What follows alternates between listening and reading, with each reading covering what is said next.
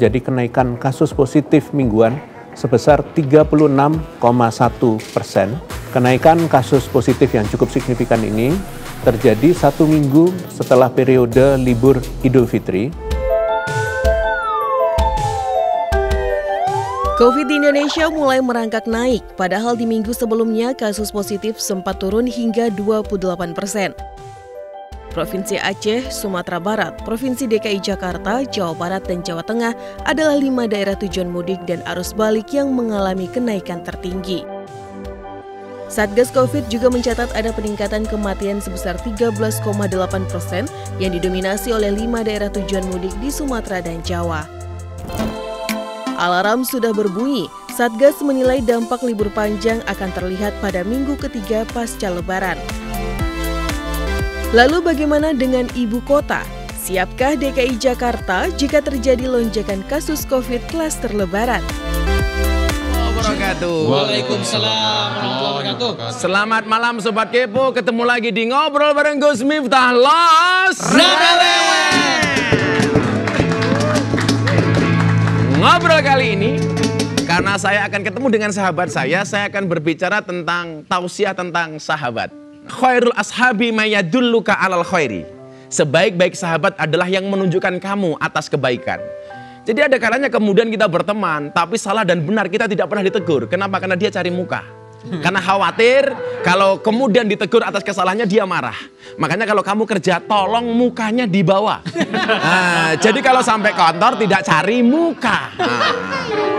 Persahabatan dalam Islam adalah saling mengingatkan kita kepada Allah, menegur kita ketika salah dan membela kita ketika kita sehat tidak bersamanya. Teman yang baik adalah apabila kamu melihat wajahnya teringat kepada Allah. Wow. Jadi kalau melihat wajahnya langsung ingat Allah. Aku kalau lihat kamu, ya Allah. Ya Allah. Sebaik-baik sahabat di sisi Allah adalah orang yang paling baik terhadap temannya. Dan sebaik-baik tetangga di sisi Allah ialah orang yang terbaik terhadap tetangganya. Hadis riwayat Hakim. Hasan Al-Basri pernah berkata, perbanyaklah berteman dengan orang-orang yang beriman. Kenapa? Karena mereka memiliki syafaat pada hari kiamat. Sahabat bukan mereka yang menghampirimu ketika butuh, namun mereka yang tetap bersamamu ketika seluruh dunia menjauh. Maka saya sering mengatakan begini, begitu gampang kita mencari teman karena hanya untuk senang-senang, tapi begitu susah kita mencari sahabat.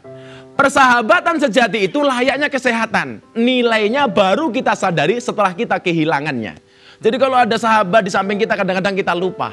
Tapi begitu sahabat itu pergi baru kemudian kita tahu betapa pentingnya arti sahabat.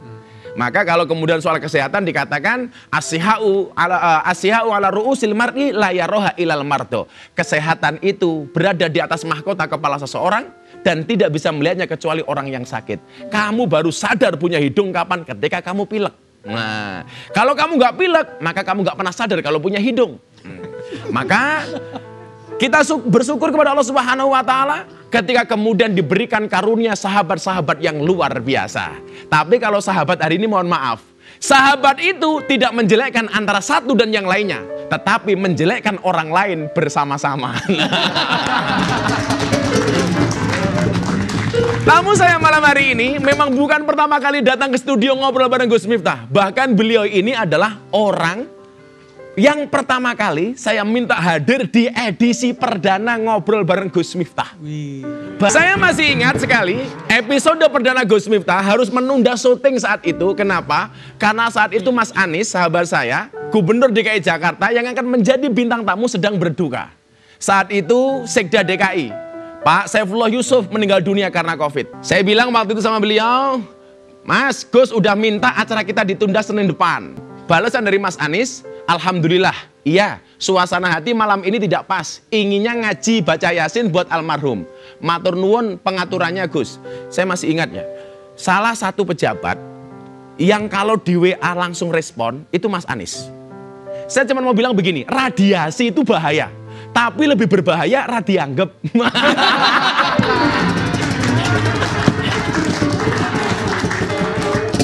Sing larang gitu itu mahal itu.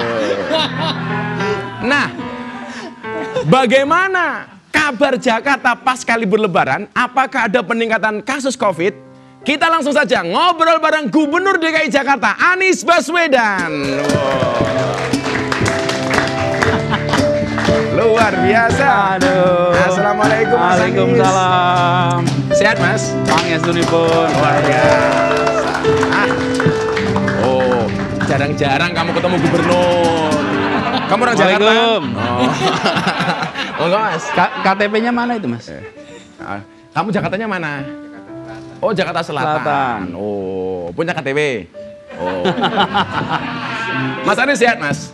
Pangestunipun, alhamdulillah saya waras. Desember kemarin kan Mas Anies sempat terpapar COVID, Iya. ya kan? Dan dari cerita para penyintas COVID ada yang mengalami gejala long COVID. Nah, Mas Anies termasuk long COVID apa enggak Mas? Saya ini medium long gitu. Oh medium long, medium long. Medium long. Masih ada gejala nggak Mas? Jadi iya, ada pasti. Sampai hari ini? Jadi enggak, sudah lewat. Tapi pada waktu itu panjenengan kan ngirim doa juga dari Jogja ya waktu itu. Saya bilang, Siap. jadi yang dirasakan itu kehilangan penciuman, kehilangan rasa, nggak bisa merasakan. Makan apapun seperti makan tisu, nggak ada rasanya, Nggak ada rasa sama sekali nggak ada rasanya. Dan kalau orang makan tidak ada rasanya itu otot-ototnya capek. Kayak olahraga, Mas. Ngunyah itu Cuma seperti ngunyah olahraga. tok, nggak ada rasa sama Nggak sekali. ada rasa, belas nggak ada rasa. Itu hampir 3 minggu mungkin udah bisa merasakan itu sama sekali. Nah ini yang disebut long COVID. Long COVID itu ketika itu letih panjang. Nah saya merasakan tapi tidak terlalu panjang. Jadi nggak bisa kemudian langsung fit langsung banyak nggak fit apa sih ngantuk. Ngantuk ya? Jadi nggak fit itu dalam artian ngantuk. Saya juga pertama kali sadar kalau artinya tahu ini ada sesuatu yang salah. Begini Gus, saya terima tamu pagi. Jam 9 pagi. Kan seger-segernya itu jam 9 pagi ya. Pas ketemu tamu itu ngantuk pol. Pol ya? Jadi ngantuk itu sampai... Itu berarti masih impact-nya itu ya? Enggak, itu sebelum. Oh sebelumnya? Jadi pas ngantuk itu saya bilang ini pasti ada yang salah ini. Oke. Mosok jam segini kok ngantuk. Dan kemudian les tidur. Sejam lah kira-kira. Yang tadi saya bilang itu gejala sedang. Gejala sedang ya? Ya, kalau gejala ringan, gejala atau tanpa gejala itu ya kita tentu bersyukur. Saya kebetulan kemarin OTG Tapi Mas. OTG. Sama OTG sekali. apa maksudnya? Orang tahu gajian Mas. Oh. Orang tanpa gejala. Nah ini ngomong Mas Anies soal COVID. Habis libur Lebaran ini kan sudah lewat. Screening masuk arus balik sudah dilakukan pada pintu masuk Jakarta dengan dilakukan tes acak antigen. Kira-kira berhasil menekan angka nggak Mas penyebaran COVID ini? Gini, kalau kita bandingkan ya, jadi ketika musim liburan akhir tahun, itu kan tidak ada penyekatan ya. Nggak ada penyekatan. Nggak ada penyekatan. Loss nggak ada- lah ya. Itu relatif loss. Dan Januari, Februari itu puncak-puncaknya. Di akhir Januari, awal Februari kasus aktif di Jakarta itu sampai 26.000. 26.000. Kasus aktif itu artinya gini, orang yang sudah positif COVID, belum negatif, sedang dirawat atau isolasi. Jumlahnya 26.000. 26.000. Jadi Oke. hari itu seperti, nah sekarang ini kita kemarin sudah turun sampai 6.000. Jadi bulan puasa kemarin itu 6.000-an. Jadi dari 26 ke 6.000 tuh banyak loh. Kalau waktu itu 26.000 ICU penuh, rumah sakit penuh, Wisma Atlet penuh. Nah sekarang turun, nah, sesudah Lebaran ini naik lagi. Setelah Lebaran naik? Oke. Sekarang Naik berapa ke Mas? 9.000. Oke. Artinya ya mudah-mudahan jangan terus nih. Ya, kita nggak berharap terus.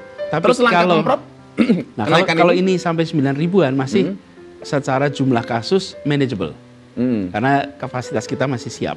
Dibandingkan dulu 26.000 ya? Ya, kita udah ngalami 26.000. Jadi kalau udah ngalami 26.000 tuh ngadepin 9.000 tuh ya oke lah gitu, masih siap gitu. Nah, mudah-mudahan ini tidak naik lebih jauh lagi. Apa yang dikerjakan Jakarta? Satu, screening Screening di perbatasan. di pintu-pintu masuk ya? Terus yang kedua adalah screening di kampung-kampung. Jadi RT, RW itu ada gugus tugasnya. Mereka yang mudik itu harus lapor. Lalu di sana kita siapkan fasilitas untuk tes antigen. Bahwa yang divaksin yang usianya di atas 40 dulu. Di atas 40 tahun. 40 tahun.